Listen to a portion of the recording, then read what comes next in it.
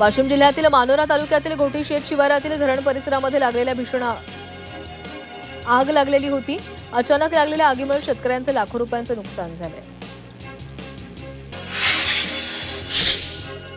जनगणना कामकाजादरम्यान महापालिका कर्मचाऱ्यांवर हल्ला करणाऱ्यांविरोधात गुन्हे दाखल करण्यात येतील असा इशारा पुणे महापालिका महापौरांनी दिलाय। नागरिकांनी जनगणनेबाबत गैरसमज न बाळगता प्रशासनाला सहकार्य करावा असं आवाहन करण्यात आलं। अकोल्यातील तारफाईल परिसरात रेल्वे प्रशासनाच्या जमिनीवरील अतिक्रमण हटवण्यासाठी मोहीम हाती घेण्यात आली येणार आहे। या कारवाईसाठी मोठा पोलीस बंदोबस्त तैनात करण्यात आलाय। या ठिकाणी रेल्वेच्या मालकीच्या जागेवर अनेक वर्षांपासून अतिक्रमण करून घरं बांधण्यात आली आहेत।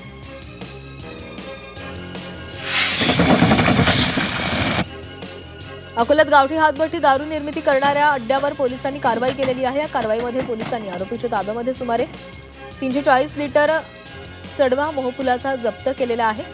जप्त केलेल्या मुद्देमालाची किंमत सुमारे 68,000 असल्याचे समजते। दरम्यान पोलिसांनी घटनास्थळीच सडवा मोहफुलाचा माल नष्ट केला। दरम्यान आरोपीवर पोलिसांमध्ये गुन्हा दाखल करण्यात आला आहे।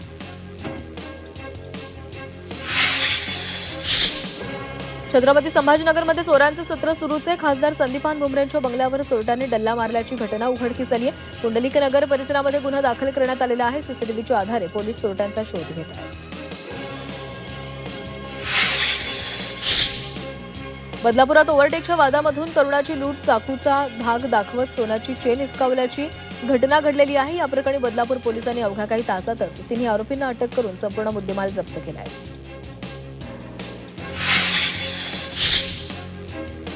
गरीबनगर वांद्रे पूर्वेकडील परिसरातील अतिक्रमण हटवण्याच्या कारवाईनंतर प्रवाशांना दिलासा मिळेल अशी अपेक्षा होती। मात्र अतिक्रमण हटवल्यावर मोकळ्या झालेल्या जागेला आता रिक्षाचालकांचा वेढा पडलेला आहे। गरीबनगर बस थांबा आणि परिसरामध्ये रिक्षाचालकांची मनमानी वाढल्यानं वाहतूक कोंडी आणि गोंधळाची परिस्थिती निर्माण होऊन प्रवाशांची गैरसोय होती। पिंपरी चिंचवडमध्ये काळा काचा असणाऱ्या चारचाकी वाहनांवर कारवाई करण्यात आलेली आहे। या कारवाईमध्ये वाहन चालकांकडून आतापर्यंत 41,000 रुपये दंड वसूल करण्यात आला। यापुढे ही कारवाई अशीच सुरू राहणार असल्याचं वाहतूक विभागानं स्पष्ट केलं आहे।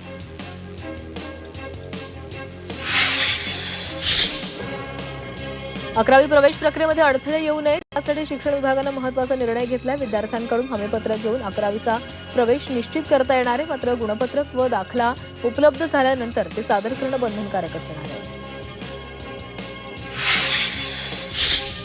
महाराष्ट्रामध्ये मागील 10 वर्षांमध्ये दूध संकलनामध्ये वाढ झाली आहे। दूध संकलनामध्ये प्रतिदिन 60 लाख लिटरनं वाढ झालेली आहे। राज्यामध्ये पश्चिम महाराष्ट्र दूध संकलनामध्ये आघाडीवर असून सोलापूर जिल्हा 5व्या क्रमांकावर आहे। तसंच देशभरामध्ये महाराष्ट्र दूध संकलनामध्ये 5व्या क्रमांकावर सांगण्यात येत आहे।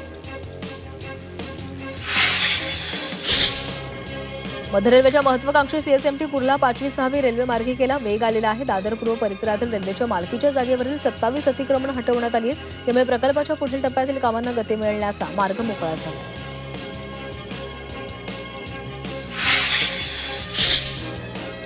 विमान कपातीचा मुंबई विमानतळाला फटका बसलेला आहे। मुंबई ते जयपूर, गोवा, बंगळुरू व हैदराबाद मार्गावर परिणाम झालाय। वाढत्या विमान इंधन दरांमुळे इंडिगो, एअर इंडियासह एअर इंडिया एक्सप्रेसनं देशांतर्गत विमान वाहतुकीमध्ये कपात केलेली आहे।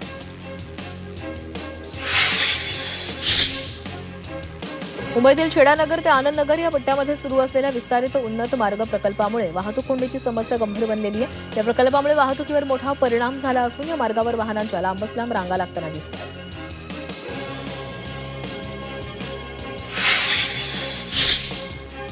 जनगणना कार्यनिर्देशालय यांच्या कार्यालयाच्या माध्यमातून नवी मुंबईमधील जनगणनाविषयी कामकाजाचा आढावा घेण्यात आला।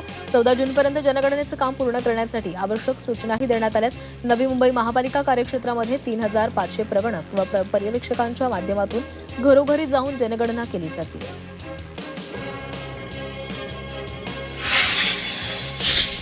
पनवेलमध्ये नालेसफाई अधिक नियोजनबद्ध व्हावी यासाठी महापालिकेने नाल्यांची AB आणि C अशी वर्गवारी केलेली आहे। पनवेलमध्ये 80% नालेसफाई पूर्ण झाली आहे तर विभागनिहाय कामांवर भर देण्यात आला आहे।